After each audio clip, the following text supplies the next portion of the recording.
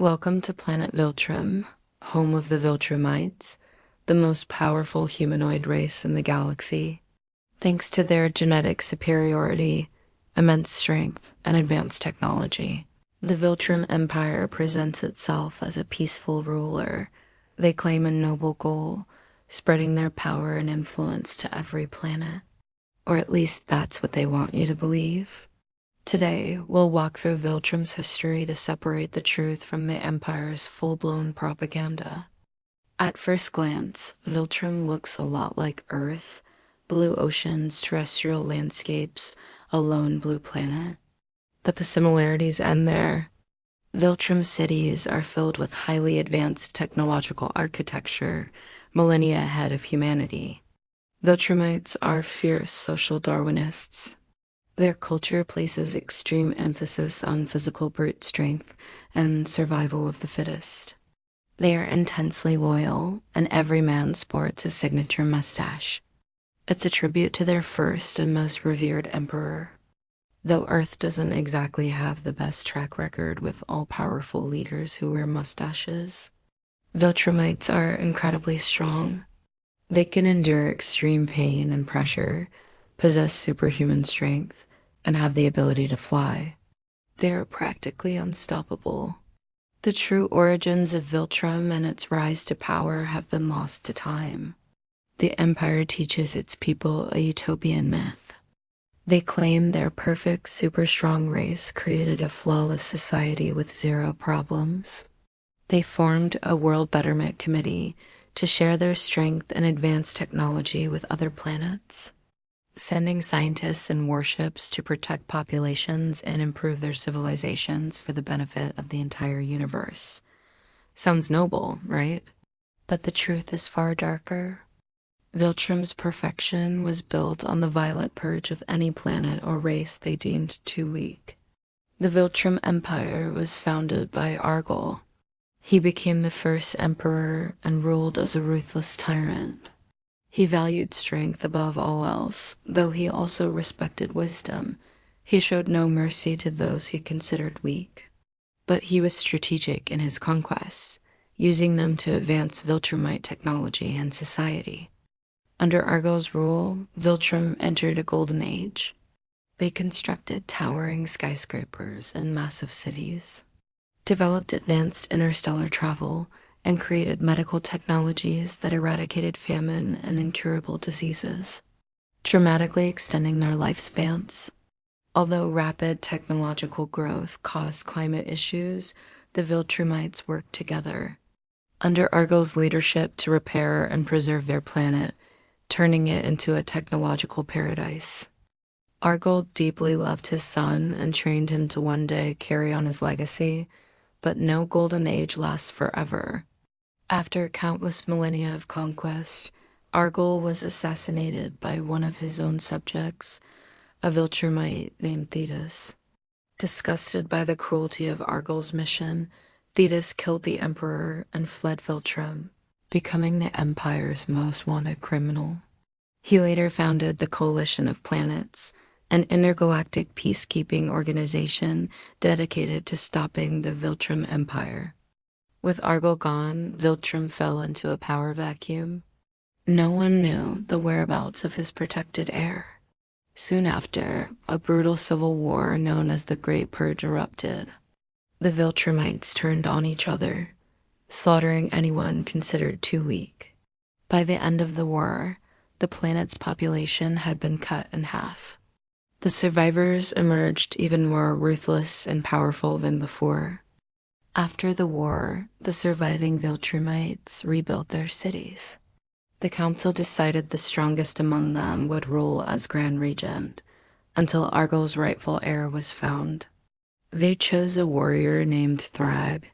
Thrag had been raised from birth to be one of the strongest of his kind, and his survival of the Great Purge proved it.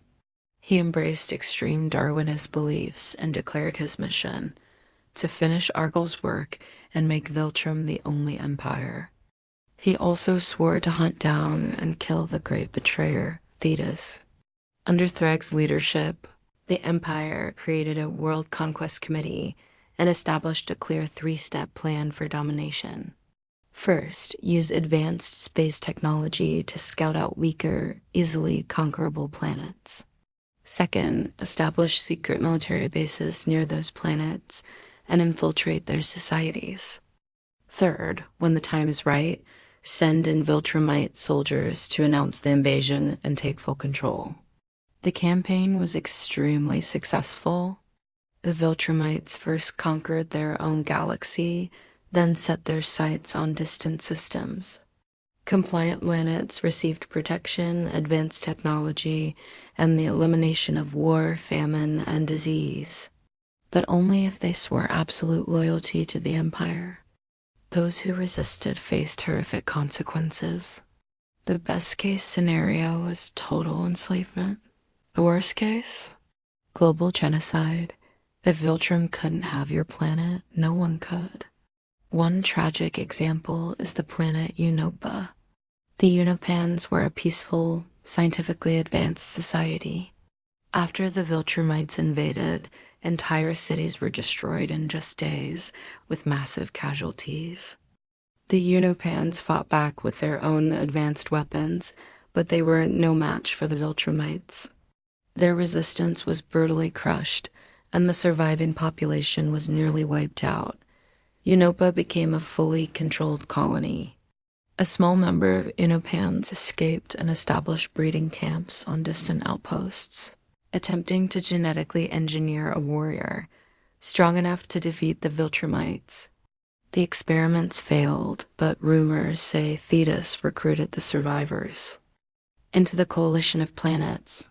One of these enhanced warriors is named Alan, who now works to monitor Viltrumite activity. The coalition of planets has had some success fighting back. Using Thetis's own DNA, they developed a devastating bioweapon called the Scourge Virus, a virus specifically designed to attack the Viltrumite immune system, stripping away their strength. The virus worked far better than anyone expected. It killed 99.9% of all Viltrumites. The most feared race in the universe was nearly wiped out by a microscopic virus. The catastrophe forced Thrag and the Council to halt all conquests and focus entirely on rebuilding. With fewer than 50 pure-blooded Viltrumites left alive, they faced possible extinction.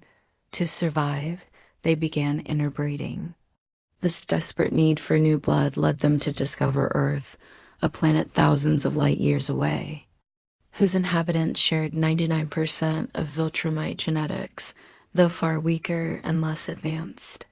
Under normal circumstances, Earth would have been ignored, but in their weakened state, it became vital. Thrag sent one of his most loyal and powerful soldiers, Nolan, to Earth to prepare the planet for eventual conquest. Around the year 2002, Nolan arrived on Earth. He adopted the identity of best-selling author Nolan Grayson and became the superhero known as Omni-Man, working undercover with the Guardians of the Globe and the Global Defense Agency. He secretly studied Earth's weaknesses and paved the way for the Viltrumite takeover. And that is the complete history of Viltrum, at least up to the events of the first season of Invincible. Behind the Empire's propaganda of benevolently spreading civilization lies a brutal ideology. Strength is justice, and the weak deserve to die. That is the true creed of the Viltrum Empire. If you want more Invincible content, let me know in the comments, and don't forget to like and subscribe. See you next time.